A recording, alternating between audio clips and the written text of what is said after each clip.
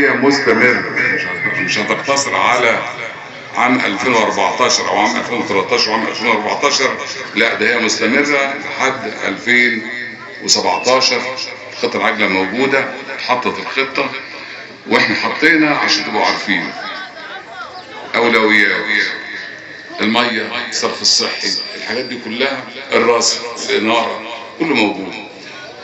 وبنبعت ناخد رأي المواطنين. متمسك السيد المحافظ بنبعت نقول والله يقول لنا رأي المواطنين، فهو السيد المحافظ بينقل رغبتكم فيه بالنسبة للطلبات الملحة اللي انتوا عاوزينها، او الطلبات اللي هي بتاعتنا بتاع كل سنة، سواء رصف، سواء كهرباء، سواء مثلا عندنا هنا البحيرة، سواء كل ما تتصوروه هو بيبعته.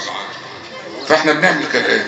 في عندنا مشروعات ناقصه موجوده، مشروعات الميه الناقصه دي بنكملها كلها على مستوى مصر كلها.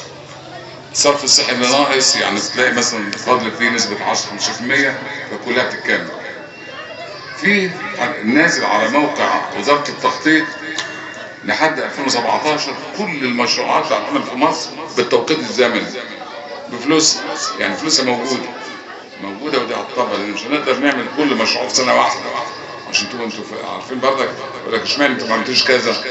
مفيش، ما تقدرش، لان ما عندكش عدد الشركات المقاولات او الشركات او المتخصصين هيقوموا بنفس العمل ده خلال سنه.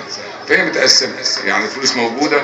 يمكن سياده المحافظ احنا كنا بنقول له انت متاخر في الشغل، لانه هو راجل برضك ملزم بحاجه معينه، ان هو يطبق القانون، ما يقدرش يشتغل من غير قانون، فلا بد يدفع. مش هيروح يجيب معاه ويقول له تعالى خد العمليه دي. ففي قانون المناقصات والمزايدات الموجود ده هو ملزم بيه، فتاخر شويه في الاول، لكن ما كانش يقدر يعمل اكتر من كده. فالدوله تنبهت لهذا الوضع وبدات تزيد النسبه بتاع الساده المحافظين والساده الوزراء من 150,000 من 300,000 الى 10 مليون جنيه، عشان نقدر نسرع على ما يبدا الطرح يكون هو انجز جزء ثاني. فاحنا بنسابق الزمن في العمليه دي.